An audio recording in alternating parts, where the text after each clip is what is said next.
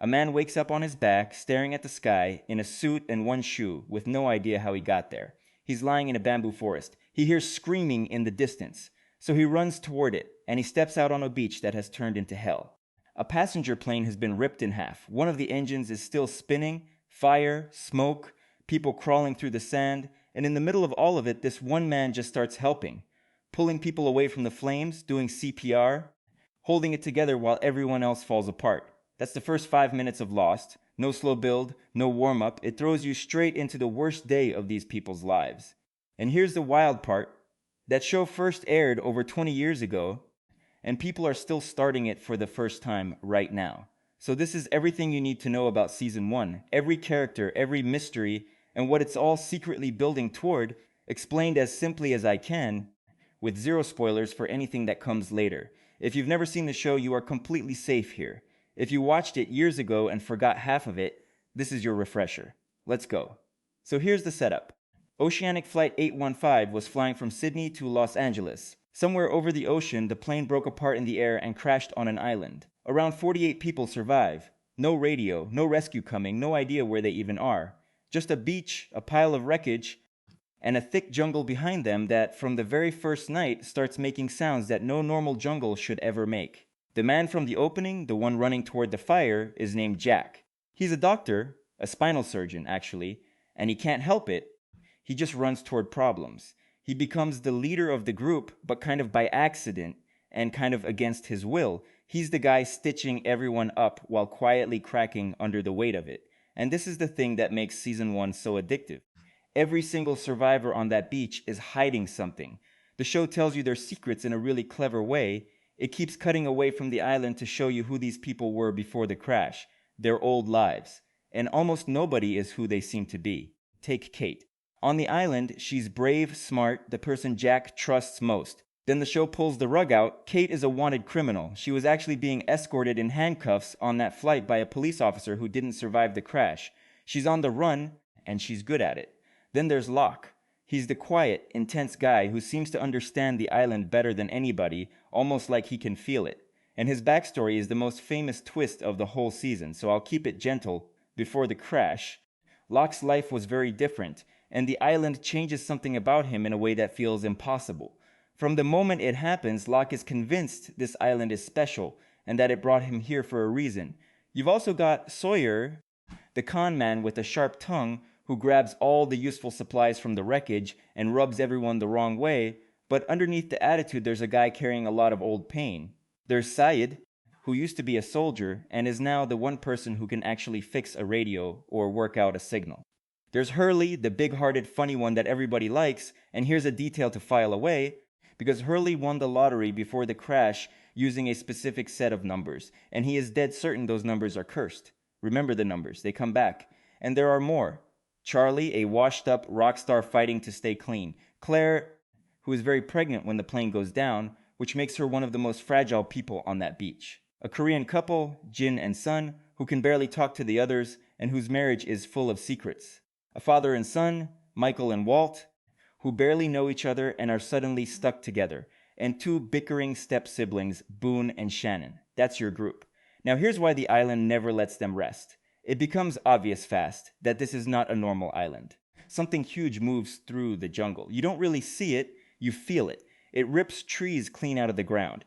It makes a sound like grinding metal mixed with a roar. On the very first night, it reaches into the cockpit, drags out the plane's pilot, and kills him. The survivors just start calling it the monster, because what else are you going to call it? Then there's a polar bear on a tropical island, a polar bear. The survivors actually run into an animal that has no business being anywhere near a place like this. And it only gets stranger, because they are not alone out here. Early on, they find a woman named Danielle, a French woman who has been stranded on this island completely alone for 16 years. Her whole team died. She's the reason there's a distress signal in the air, a message that's been looping over and over for years. And buried inside that signal, when they finally listen closely, are those same cursed numbers again. The ones from Hurley's lottery ticket. And as the weeks go on, the survivors start to realize they're being watched. There are other people living on this island. The survivors just call them the others, and they are not friendly. One of them, a man named Ethan, actually sneaks into the group pretending to be a crash survivor. He blends in. Nobody suspects a thing until he kidnaps two of the survivors, including the pregnant one, Claire. It's the moment the show turns from stranded on an island to something is hunting us, and it's genuinely scary. The island starts taking lives too. One of the main characters, Boone, dies after an accident while helping Locke dig into the island's secrets. It's the first big death of the series, and it sends a clear message: this show will kill people you care about, and nobody is safe. Oh, and deep in the jungle, miles from the water, they find an old wooden sailing ship. A massive ancient ship just sitting there in the trees, nowhere near the sea. There's no logical way it got there, and the show just lets that sit. That's Lost in a nutshell. It piles up impossible things and dares you to keep watching to find out why. But the thing that really takes over the back half of the season is one single object.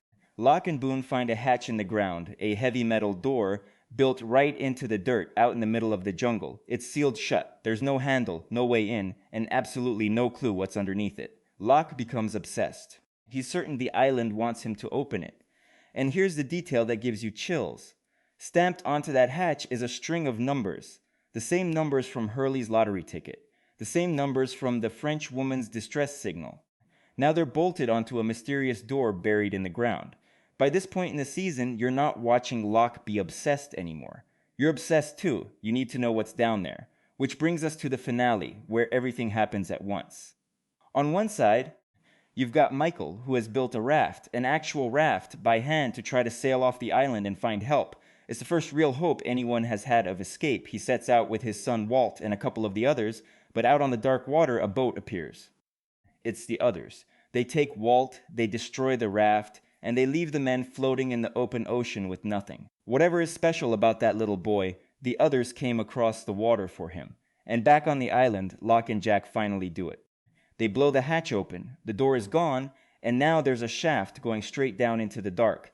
The very last shot of season 1 is the two of them standing at the edge of that hole, looking down into total blackness, and then it cuts to black. You never see the bottom. That's how they leave you. So season 1 ends, and it has handed you a giant pile of questions and answered almost none of them, completely on purpose. What is the monster in the jungle? Who are the others, and why did they want Walt? What's the deal with those numbers that keep showing up everywhere? What really happened to Locke? And the big one, what is at the bottom of that hatch? And that restraint is exactly why season 1 is so good. It barely feels like a sci-fi show yet. At its heart, it's a story about a group of broken strangers, a fugitive, a con man, an addict, a doctor who can't fix himself, who are slowly, accidentally becoming the most important people in each other's lives. The mystery is the hook, but the people are the reason you stay. I'm not going to spoil a single answer here. What I'll tell you is this: the show does have a plan. It knows what's down that hatch. And the hole you're staring into at the end of season 1 is the door to the entire rest of the story. So if this brought it all rushing back, or if you just started Lost and you're already hooked, tell me in the comments which mystery you most want explained. And don't worry, I'll keep it spoiler free. This is the very first video on the channel, so if you want more breakdowns like this one, hitting subscribe genuinely helps me make the next one. Thanks for watching. I'll see you on the island.